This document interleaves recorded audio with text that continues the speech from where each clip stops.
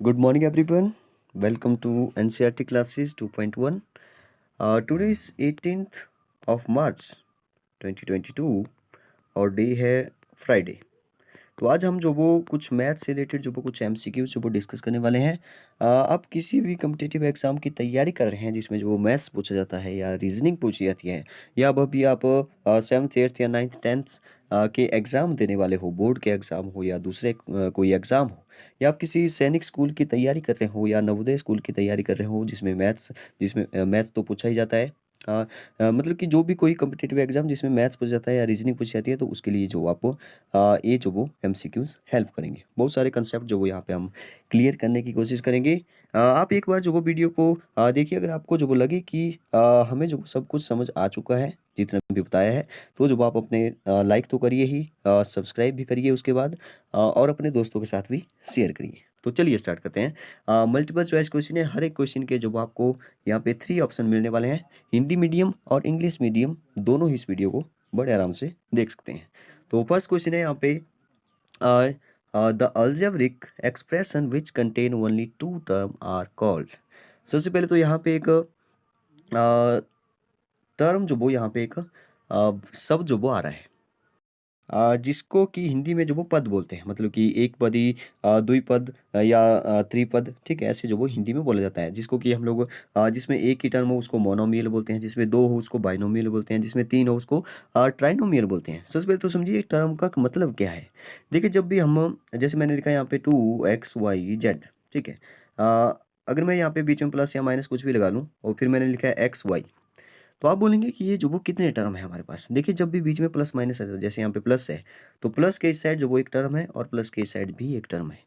इसका सीधा सा मतलब ये हुआ कि प्लस और माइनस जब बीच में आएगा तो वो जो वो टर्म में जो वो उसको बांट देगा। लेकिन जब मल्टीप्लाई बीच में हो, जैसे मैं यहाँ पे लिखा है 2 x y, तो इसको जो वो एक ही टर्म में जो वो काउंट होगा। जैसे मैंने लिखा टू मल्टी, इसको जैसे 2 x y z है, इसका मतलब है 2 × x × y × y। इसका सीधा सा मतलब ये है, क्योंकि बीच में जब कोई सिंबल नहीं होता है उसके बीच में मल्टीप्लाई ही होता है। ठीक है।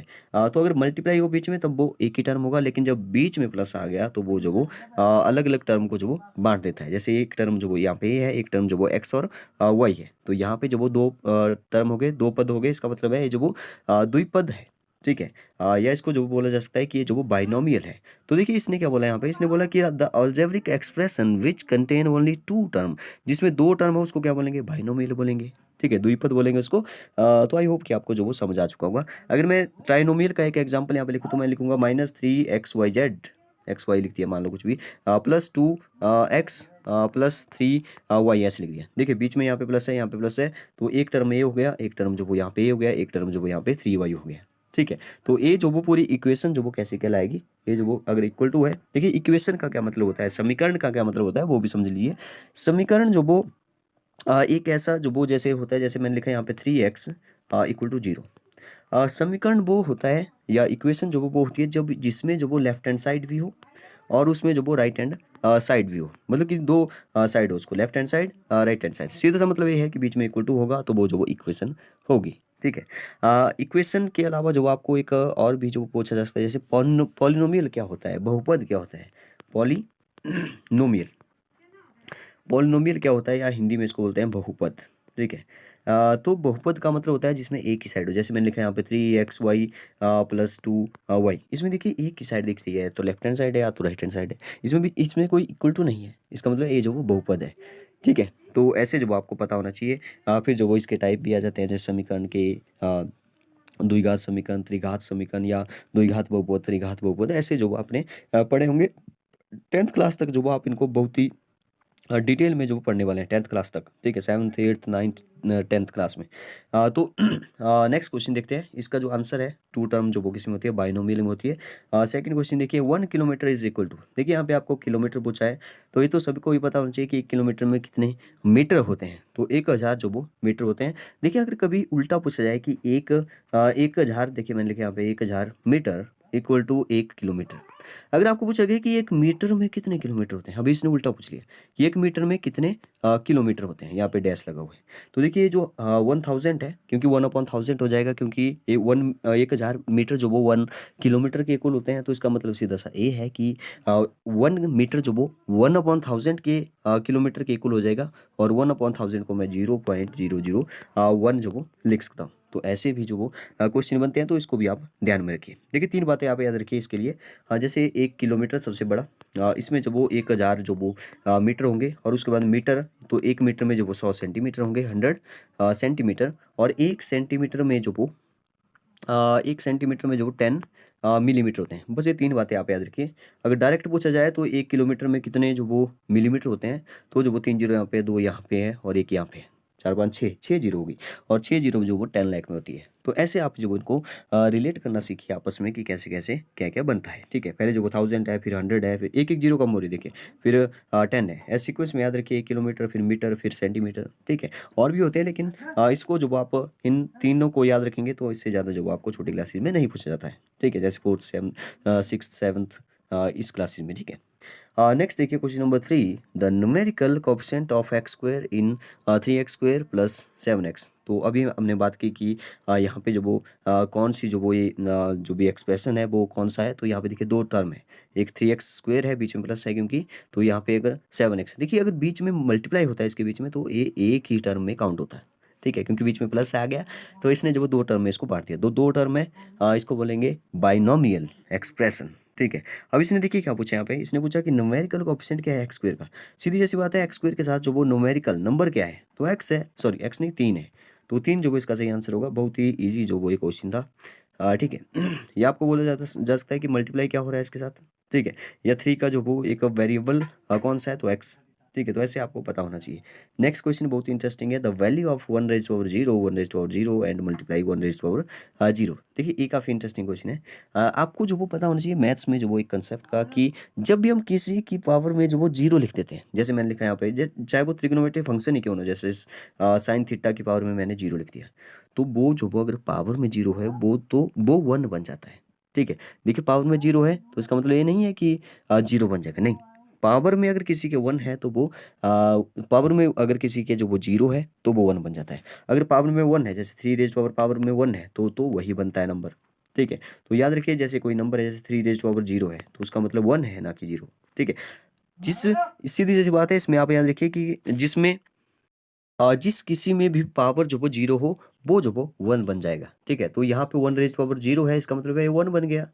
ठीक है, और इसके पावर में भी 0 है, 1 के पावर में, तो यहाँ पर भी 1 बन गया, और इसके पावर में भी 0 है, तो यहाँ पर भी 1 बन गया। बीच में मल्टीप्लाई है, तो 1 मल्टीप्लाई 1 मल्टीप्लाई 1 1 मल्टीप्लाई 1 मल्टीप्लाई 1। ठीक है, तो कितना हो गया, 1 को तो जितनी बार मल्टीप्लाई कर दो, इसको मैं 1 रेज़ टू पावर 3 लिख सकता हूँ फिर। ठीक है, तो यहाँ पे जो वो 1 को तो जितनी बार 1 रेज़ टू पावर जो वो 100 भी होगा, तब भी जो वो 1 ही रहेगा। तो 1 is the answer. Next question देखिए, नेक्स्ट है how many line of symmetry. तो यहाँ पे लाइन ऑफ सिमेट्री के बारे में जो डिस्कस करते हैं थोड़ा सा।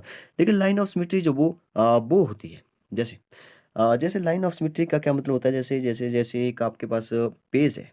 ठीक है, जैसे पेज जो वो कुछ इस तरह से होता है, सीट जो होती है रेक्टेंगुलर फॉर्म में जो होता है, या स्क्वायर की फॉर्म में होगा, तो वैसे भी जो वो कॉपीज आपकी होती है वैसे। ठीक है, तो कुछ भी हो सकता है। स्क्वायर की रेक्टेंगल की फॉर्म में जो मैंने एक पेज लिया। ठीक है, ये जो वो रेक्टेंगल फॉर्म है, यहाँ पे जो ऐसे डेट लिखी हुई है, यहाँ पे बीच में आप लिखेंगे। ठीक है, यहाँ पे जो वो कुछ और लिखा हुआ है। तो ये जो वो पेज है, देखिए लाइन ऑफ सिमेट्री वो होती है जब कोई लाइन जो वो ऐसी बनाऊँ मैं, जैसे मैंने जो वो बीच में से एक लाइन ऐसी निकाली, जो कि इस पूरे पेज को जो वो 2 इक्वल पार्ट में डिवाइड कर रही है। 2 इक्वल पार्ट में इसको डिवाइड कर रही है।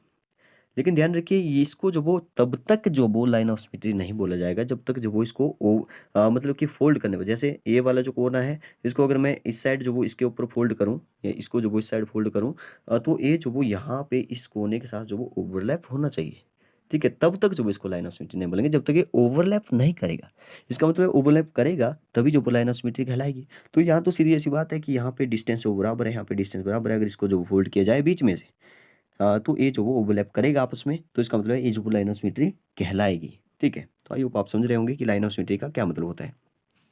तो अगर हम बात करें ऐसे, अगर मैं ऐसे लाइन लगा दूँ, तो ये भी लाइन लाइन ऑफ सिमेट्री होगी। तो ये रेक्टेंगल है, तो इसमें 2 लाइन ऑफ सिमेट्री होती है, इसको जो वो आप याद रखिए। अगर मैं स्क्वायर की बात करूँ, तो स्क्वायर जो वो कुछ इस तरह से होता है जिसकी सभी साइड इक्वल होती है, जिसमें जो वो हर एक 90 डिग्री का एंगल होता है। तो इसमें जो वो 4 लाइन ऑफ सिमेट्री होती है, एक तो ये होगी, एक तो ये होगी, हॉरिजॉन्टल होगी, एक वर्टिकल होगी, और एक जो वो डायगोनली भी होती है इसमें। क्योंकि ए वाला कोने को जब फोल्ड करेंगे तो इस कोने के साथ जो वो ये ओवरलैप करेगा, ठीक है? और ए भी इसकी लाइन ऑफ सिमेट्री होती है, तो उसमें जो वो 4 लाइन ऑफ सिमेट्री होती है, याद रखिए इसको। रेक्टेंगल में जो वो 2 ही होती है। एक बात आती है रोम्बस की, तो रोम्बस में क्या होता है कि रोम्बस कुछ इस तरह से होता है जिसकी सभी साइड इक्वल होती है, लेकिन वो स्क्वायर नहीं होता है, याद रखिए। ठीक है? सीधी सी बात है कि 90 डिग्री के एंगल नहीं होते हैं उसमें। तो इसमें जो वो लाइन ऑफ सिमेट्री सिर्फ 2 ही होती है। ठीक है? कितनी होती है? 2 ही जो वो इसमें लाइन ऑफ सिमेट्री होती है, याद रखिए इसको भी। एक जो वो ट्रायंगल का देखिए, ट्रायंगल जो वो मैंने बनाई, मान लो इक्विलेटर समबाहु त्रिभुज बना ली मैंने। ठीक है? समबाहु त्रिभुज को जो वो जब मैं ऐसे काटूंगा तो ये जो वो यहाँ पे जो वो इसके साथ ओवरलैप करेगा। अगर मैं इसको जो वो ऐसे काटूं तो ये वाला जो वो यहाँ पे मिल जाएगा। अगर मैं इसको जो ऐसे काटूं, मतलब कि इसमें 3 लाइन ऑफ सिमेट्री हो सकती है। ठीक है? क्योंकि ये जो वो इक्विलेटर ट्राइंगल है। ठीक है? तो 3 लाइन ऑफ सिमेट्री जो वो इसमें होगी। तो वैसा ही क्वेश्चन है यहाँ पे, एक लाइन ऑफ सिमेट्री कितनी होगी रेगुलर हेक्सागन में। देखिए हेक्सागन होता है जिसकी जो वो जिसको हिंदी में जो शायद पेंटागन, पंचभुज, षटभुज, षटभुज बोलते हैं। षटभुज का मतलब है जिसमें 6 भुजा हो, और पंचभुज का मतलब होता है जिसमें 5 भुजा हो, पेंटागन जिसको बोलते हैं। ठीक है? त्रिभुज में 3 भुजाएं और चतुर्भुज में 4 भुजाएं, जिसको क्वाड्रिलेटर बोलते हैं। ठीक है? ऐसे जो वो आगे तक ये चलता रहेगा। तो देखिए यहाँ पे जो वो हेक्सागन है जिसमें कि 6 साइड होंगी, तो हेक्सागन कुछ इस तरह से होता है, 1 2 3 4 5 6। रेगुलर बोला है इसने, रेगुलर का मतलब है कि सभी साइड जो वो इक्वल है। ठीक है? सभी साइड जो वो इक्वल है, तो सभी साइड को मैं इक्वल मान के चलूंगा। अब देखिए एक लाइन ऑफ सिमेट्री जो मैंने ऐसे मान ली, मान लो ऐसे मैंने इसको काटा। ठीक है? ऐसे काट दिया यहाँ पे, तो ए वाला कोना इसके साथ मैच करेगा, इसके साथ मिल जाएगा। ठीक है? तो एक line of symmetry, 2 line of symmetry होगी, 3 लाइन ऑफ सिमेट्री होगी, मतलब कि जितनी भी साइड्स है यहाँ पे, उतनी जो वो यहाँ पे लाइन ऑफ सिमेट्री हो जाएगी। ठीक है? तो आई होप आप समझ रहे होंगे। तो इसमें जो वो देखिए, मैं फिर से बता देता हूँ, जैसे ऐसे ऐसे मैंने आपको ऐसे जो भी वर्टेक्स है इसके वर्टिसेस है वहाँ पर ही बताई।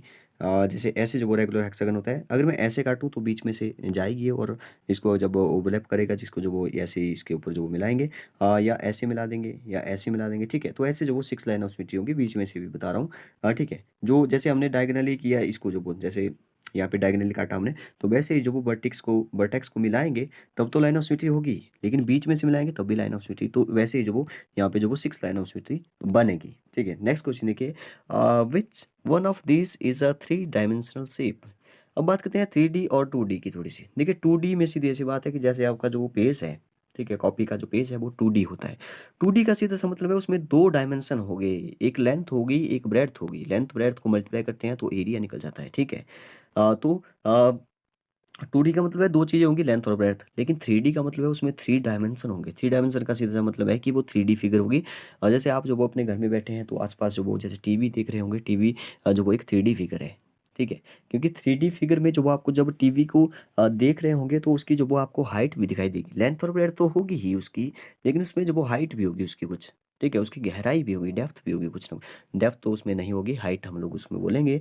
लेकिन जैसे कोई और चीज़ है जिसमें हम डेप्थ बोलेंगे। ठीक है? तो वैसे जो वो आपको पता होना चाहिए कि इसमें 3 चीज़ें होंगी, लेंथ, ब्रेड्थ और लंबाई, चौड़ाई और ऊंचाई। ठीक है? 3 चीज़ें होंगी। जैसे एग्जांपल के लिए अगर मैं बोलूँ, जैसे कोई डिब्बा है आपके पास, जैसे जैसे क्यूबिक फॉर्म में है, क्यूबॉइड फॉर्म में है। ठीक है? तो वो जो वो एक क्यूबिक जो वो होगा, तो उसमें जो वो एक 3D फिगर होगी, मतलब। ठीक है? क्योंकि इसमें जो वो देखिए लेंथ भी है, ब्रेड्थ भी है और हाइट भी है। ठीक है? जब आप क्यूब को देखते हैं तो आपको जो वो 3 फेसेस दिखाई देंगे उसके। ठीक है? क्यूब मतलब सभी साइड इसकी इक्वल, सभी फेसेस इसके इक्वल। तो इसमें जब 3 फेसेस दिखाई देंगे और 3 फेसेस के बिल्कुल अपोजिट जो वो सेम होंगे, मतलब कि इसके तो वैसे सभी फेसेस जो वो इक्वल सेम जो वो होते हैं, लेकिन रेक्टेंगल में जो वो अपोजिट फेस इक्वल होते हैं। जैसे रेक्टेंगल जो मैंने ऐसे बनाया, रेक्टेंगल से बनता है क्यूबाइड। ठीक है? आयत से बनता है घनाभ। तो इसमें जो वो ए वाला फेसेस और इसके बिल्कुल अपोजिट वाला फेसेस जो वो इक्वल होंगे, इसको भी आप याद रखिए। तो देखिए यहाँ पे इसने बोला है कि सर्कल है एक, तो सॉरी सर्कल, हाँ सर्कल है। तो सर्कल तो हमारे पास एक 2D फिगर है, क्योंकि इसमें तो इसमें तो सर्कमफ्रेंस होता है, रेडियस होता है, मतलब कि इसमें जो 3 चीज़ें नहीं होती है। ठीक है? स्क्वायर है यहाँ पे, स्क्वायर में भी 3 चीज़ें कहाँ होती है, स्क्वायर तो हम कॉपी पर जो ड्रॉ कर सकते हैं। ठीक है? जैसे यहाँ पे एक और है क्यूब है, तो क्यूब जो वो हमारे पास एक 3D फिगर है। 3D फिगर में क्योंकि क्यूब की जो वो 3 चीज़ें हैं, लेंथ भी है, ब्रेड्थ भी है और हाइट भी है, तो क्यूब जो इसका सही आंसर हो जाएगा।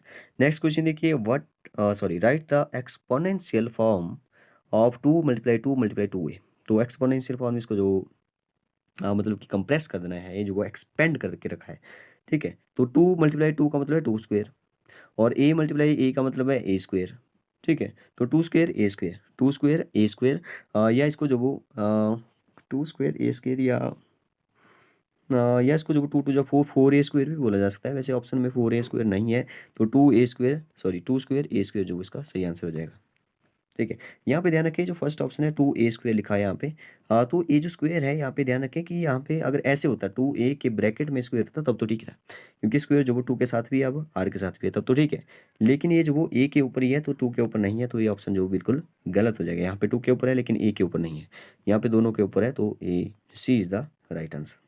नेक्स्ट देखिए द वैल्यू ऑफ 11 का स्क्वायर। मैं बोलता हूँ कि आपको जो वो अगर आप फिफ्थ क्लास से आगे जब भी जाते हैं, या फिफ्थ क्लास में है अभी, या आप किसी भी नवोदय या सैनिक स्कूल की तैयारी कर रहे हैं, तो आप जो वो 30 तक स्क्वायर जो वो लर्न कर लें, 30 तक कम से कम, ठीक है। ज़्यादा से ज़्यादा तो आप 100 तक कर लो, कोई प्रॉब्लम नहीं है, लेकिन 30 तक जो वो मिनिमम याद कर लो, और 10 तक जो वो क्यूब आप याद रखे कर लो, ठीक है। जैसे 1 का स्क्वायर जो वो एक ही होता है, 2 का स्क्वायर जो वो 4 होता है, 9 का जो वो 81 होता है, जैसे 14 का जो वो 196 होता है, वैसे ही 25 का जो वो 625 होता है, ऐसे 676 वो 26 का होता है, ऐसे जो वो आप इसको याद कर लो, ठीक है। क्यूब भी याद कर लो, जैसे 3 का जो वो 9 3 3 9 9 3 27 होता है, ठीक है। ऐसे जो आप इसको याद कर लो, जैसे 4 का क्यूब जो 4 को मतलब 3 टाइम्स मल्टीप्लाई करना, 4 4 जा 16 16 4 जा 64, तो ऐसे जो वो उसको आपको याद होना चाहिए थोड़ा सा।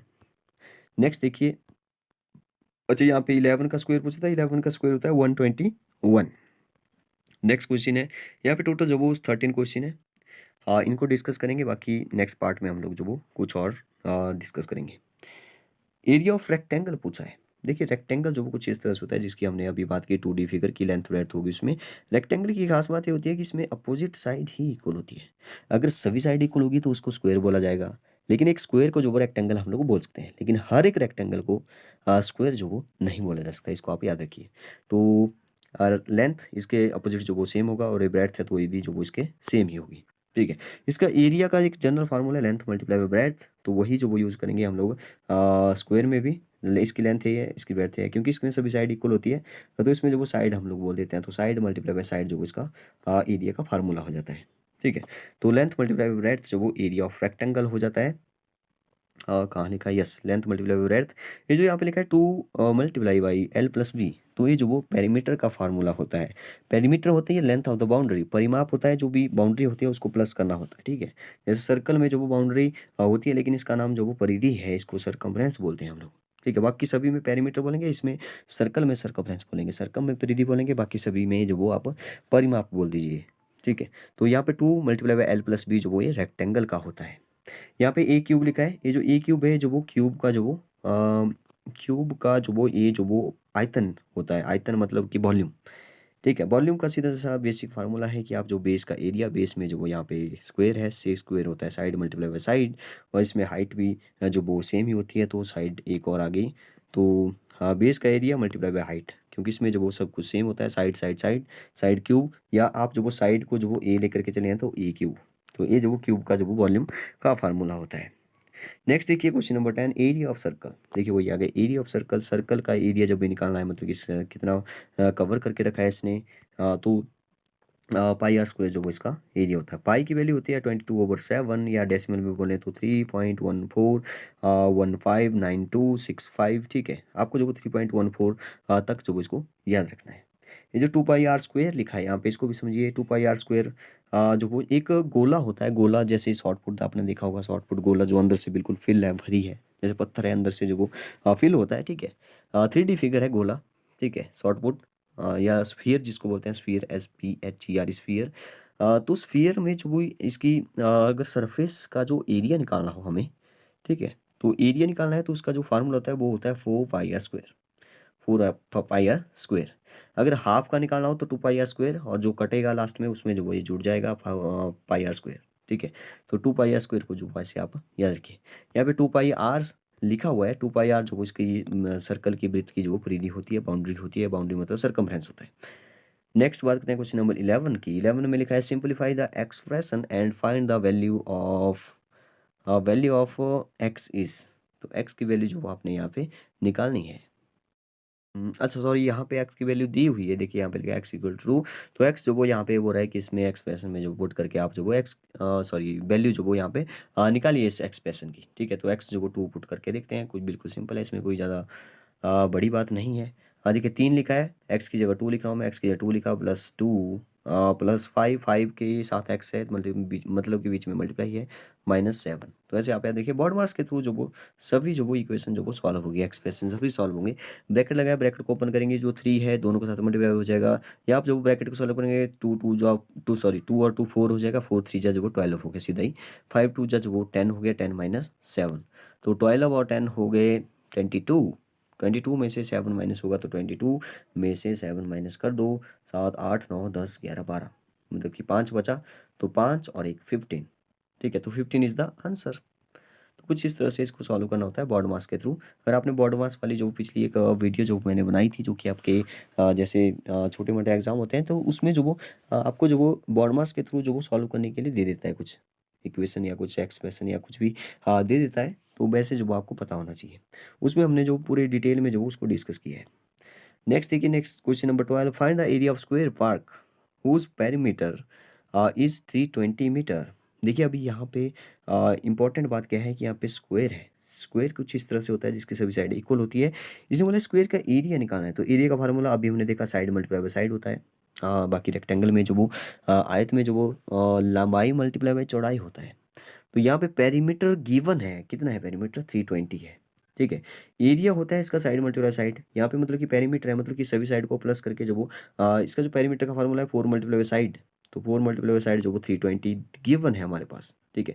अगर यहाँ से मैं साइड निकाल लूँ पहले, तो 320 जो वो 4 से डिवाइड हो जाएगा, और 4 को जब डिवाइड करूँगा 32 से, तो यहाँ पे आ गया 8 और 0 काट के 80। तो 80 जो वो इसकी एक साइड निकल गई, 80 जो वो इसकी एक साइड निकल गई। अगर एक साइड 80 है तो इसका एरिया निकालना था हमें, ठीक है। पहले जो वो देखिए पैरामीटर दिया था, पैरामीटर से साइड निकालना पड़ेगी, साइड से जो वो हमें एरिया मिल जाएगा फिर। तो साइड मल्टीप्लाई बाय साइड, तो 80 मल्टीप्लाई बाय 80 जो वो हमारा आंसर आ जाएगा, 80 मल्टीप्लाई बाय 80। यहाँ पे मल्टीप्लाई नहीं करना है, 8 8 जा 64, एक जीरो यहाँ पे, एक जीरो यहाँ पे, दो जीरो चिपका दो इसके साथ, ठीक है। क्योंकि ये एरिया था, ये मीटर में दिया है, तो मीटर स्क्वायर लिखिए, ठीक है। ये काफ़ी अच्छा क्वेश्चन था। नेक्स्ट क्वेश्चन देखिए, सिंप्लीफाई। देखिए ये जो नेक्स्ट क्वेश्चन है, फ्रैक्शन में जो मल्टीप्लाई डिवाइड या प्लस माइनस करना आपको आना चाहिए। थोड़ा सा मैं आपको बताता हूँ, जैसे फर्स्ट क्वेश्चन यहाँ पे जैसे 9/2 मल्टीप्लाई है। देखिए जब भी मल्टीप्लाई होता है बीच में, तो जो आप ऊपर ऊपर न्यूमरेटर को न्यूमरेटर से, अंश को अंश से, और हर को हर से जो मल्टीप्लाई करेंगे, डिनोमिनेटर को डिनोमिनेटर से जो मल्टीप्लाई करेंगे, तो ऊपर ऊपर 9 मल्टीप्लाई बाय 7 कितना होता है, 9 7 जा 63, तो माइनस है इसके साथ, तो माइनस लगा लिया। 4 2 जा 8 होता है, 63/8 इज द आंसर, खत्म। आगे अगर कटता है तो काट दो, नहीं कटता है तो छोड़ दो यहाँ पे। डिवाइड है, जब भी डिवाइड वाला क्वेश्चन होता है, तो आप हम लोग जो वो डिवाइड नहीं करते डायरेक्ट, हम जो वो क्या कर देते हैं यहाँ पे, मल्टीप्लाई करते हैं। तो मल्टीप्लाई करके जो वो अगले वाले फ्रैक्शन का जो वो रेसिप्रोकल करते हैं, 4/3 हो जाएगा, 3/4 का 4/3। अब 4 से जो वो 8 कट रहा है यहाँ पे, तो काट दो पहले ही, 4 2 जा 8 होता है। अब ऊपर देखिए क्या क्या बचा है, 1 मल्टीप्लाई बाय 1, और माइनस भी है तो -1 आ गया, और नीचे जो वो 3 2 जा 6 आ गया, -1/6 इज द आंसर। नेक्स्ट देखिए, नेक्स्ट बीच में प्लस है तो क्या किया जाए। जब भी प्लस है तो आप जो वो पहले इसको सॉल्व कर लीजिए। जैसे 5/4 है, 5/4 यहाँ पे देखिए प्लस है और यहाँ पे माइनस है, तो प्लस माइनस होता है माइनस। और 11/4 है, 11/4 यहाँ पे लिख दिया। तो 4 4 का जो हमारे पास एलसीएम है, देखिए ये जो लाइक फ्रैक्शन होते हैं, लाइक फ्रैक्शन को जो वो सिंपल करना, जैसे बीच में प्लस हो तो प्लस लगाइए, माइनस है तो माइनस लगाइए। तो 4 4 का जो एलसीएम 4 ही आ जाता है, और 5 -11 हो जाएगा। अब देखिए यहाँ पे 5 -11 है, ये भी काफ़ी अच्छी बात है। 5 -11 जब भी छोटे नंबर से बड़ा नंबर माइनस होता है, तो आता तो वही है, जैसे 11 में से 5 माइनस हुआ 6 आ जाएगा, 6/4, लेकिन माइनस है तो माइनस, छोटे से बड़ा माइनस हो रहा है, मतलब कि बड़े नंबर के साथ माइनस है, ऐसे भी आप समझते होंगे। जैसे बड़े नंबर के साथ माइनस लगाया तो माइनस लगाइए, या छोटे से बड़ा जब माइनस करते हैं तो माइनस में वैल्यू आती है। तो 6/4 आ गया, 6/4 को काट दो 2 से, 2 2 जा 4, 3 2 जा 6, -3/2 इज द आंसर। तो ये हमने जो वो क्वेश्चन नंबर 13 तक जो वो सॉल्व कर दिए हैं। नेक्स्ट पार्ट में हम लोग जो वो कुछ और क्वेश्चन डिस्कस करेंगे। अगर आपको वीडियो जो वो कुछ फास्ट लग रही होंगी, तो जो वो आप इसको स्लो करके देख सकते हैं। यूट्यूब पर जो वो काफ़ी सारे ऑप्शन, काफ़ी सारे फीचर्स जो वो आपको ऐसे मिल जाते हैं। अगर आपको आवाज़ जो वो थोड़ी ज़्यादा करनी है, उसको भी जो वो आप बढ़ा सकते हैं। ओके, तो बताइए आपको जो वो ये वीडियो कैसी लगी। अगर आपको समझ में आया होगा तो अपने दोस्तों के साथ भी शेयर करिए, लाइक करिए, सब्सक्राइब नहीं किया तो सब्सक्राइब करिए। Thank you and have a nice day.